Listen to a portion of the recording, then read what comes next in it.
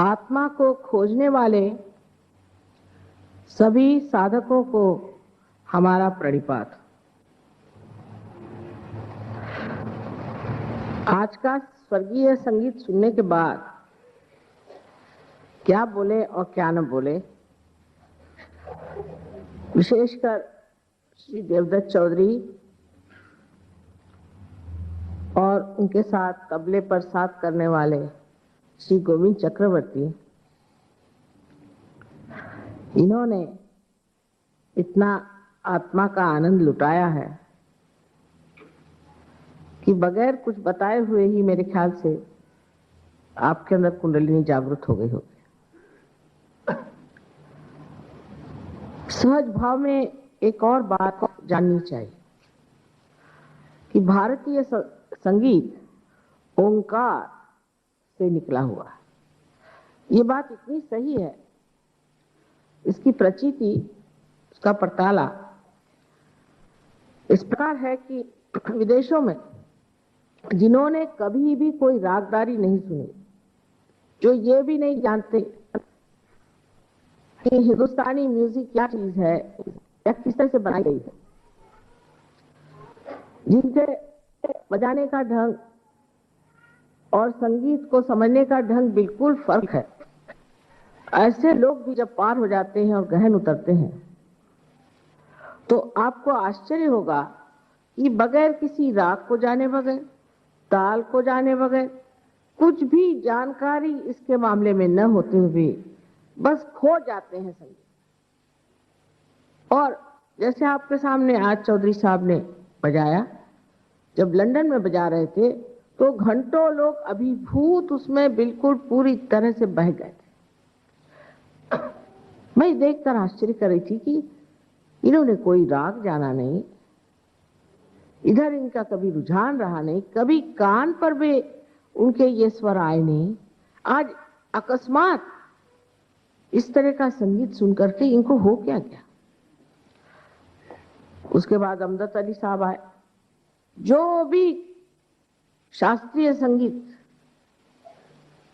का कोई भी गाने वाला या बजाने वाला आता है तो ये बिल्कुल उसमें खो जाते हैं। दूसरी बात ये कि कव्वाली जैसी चीज जो कि समझनी चाहिए, एक बड़े भारी मशहूर कव्वाल पाकिस्तान से आए थे, पता नहीं उन्हें क्या हो गया, मुझे देखते ही साथ उन्होंने कहा माँ आप सामने आके बैठिए। देखते ही साथ पहुंचे आदमी थे, औलिया निजामुद्दीन और चिश्ती शरीफ के दरगाह पे लिखे हुए इतनी सुंदर कव्वाली उन्होंने कही। अर्थात हम तो समझ रहे थे, लेकिन ये अंग्रेज जो कि कभी भी इन्होंने कव्वाली नाम की चीज कान में नहीं सुनी थी, इनको कुछ मालूम भी नहीं हो रहा था कि क्या ये गा रहे हैं, उसके शब्द भी नहीं समझ रहे थे और उसमें एकदम से मगन हो गए। इसमें मैं कहूंगी कि गुरु नानक साहब ने बहुत काम किया हुआ है, क्योंकि गुरुद्वारे में अब तो मुझे पता नहीं क्या हाल है, पर जब हम कभी भी जाते थे तो रागी लोग इतने सुंदर रागदारी में गाते थे। अब मुझे पता नहीं क्या हाल है, क्योंकि उन्होंने भी इस बात को पहचान लिया था कि हिंदुस्तानी संगीत पद्धति में वो विशेषता है। इसी तरह से दक्षिण हिंदुस्तानी संगीत भी बड़ा ही मनोरम है, लेकिन उसके लिए मैं सोचती हूँ कि हम हिंदुस्तानी थोड़े अड़ियल तट्टू हैं। कोई सी भी नई चीज सीखना बड़ी मुश्किल हो जाती है, खास करके जिसने कभी शास्त्रीय संगीत सुना नहीं, वो कहता मुझे नहीं पसंद आता है गाना। बड़ा आश्चर्य है, पार होने के बाद तो ये गाना पसंद आना ही चाहिए। मैंने भी कभी संगीत सीखा नहीं, हालांकि मेरे घर में बहुत ज्यादा संगीतमय वातावरण रहा, ये तो मैं मानती हूँ। सभी गाने वाले और सभी एक से एक मशहूर लोग हैं, लेकिन एक मैं हूं कि मैंने कभी गाना सीखा नहीं, कभी बैठ करके कभी गाना गाया नहीं। तो भी कहूंगी कि ये नहीं कह सकती कि मैंने गाने सुने नहीं, क्योंकि बड़े बड़े लोगों को मेरे पिताजी बुलाते थे और उनके गाने कराते थे। हमने तो ऐसे लोगों को सुना है कि शायद आप लोगों ने सुना नहीं हो, लेकिन इसका कोई ना कोई बड़ा गहरा संबंध आत्मा से है। ये तो बजा रहे थे, लेकिन जो गाने वाले हैं उनको भी इसी प्रकार, और उनका इतना मान होता है वहां सहयोगियों के। लेकिन अपने जो वहाँ हिंदुस्तानी लोग जब कोई सा भी म्यूजिक प्रोग्राम अरेंज करते हैं तो मुझे पता ये हुआ कि वो इन बेचारे आर्टिस्ट लोगों का रुपया मार लेते हैं। माने उनके अंदर जरा भी संगीत के प्रति कोई भी आदर नहीं।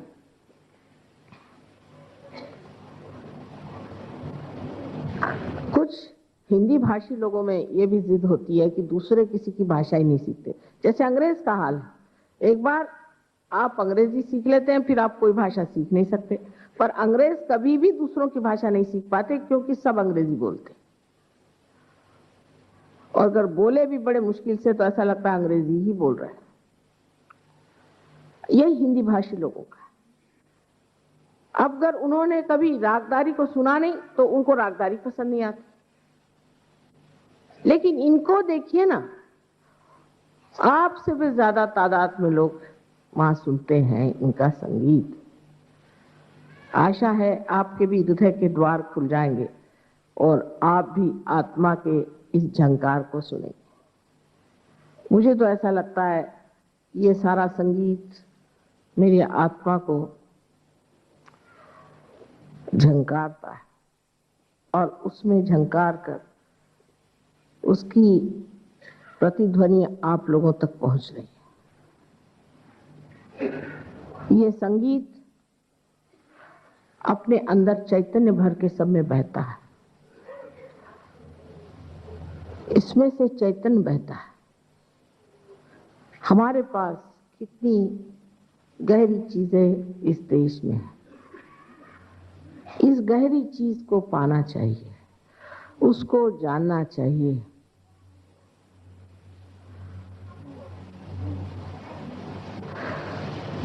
तब आप समझ पाएंगे कि आत्मा की गहराई आपके अंदर जम गई।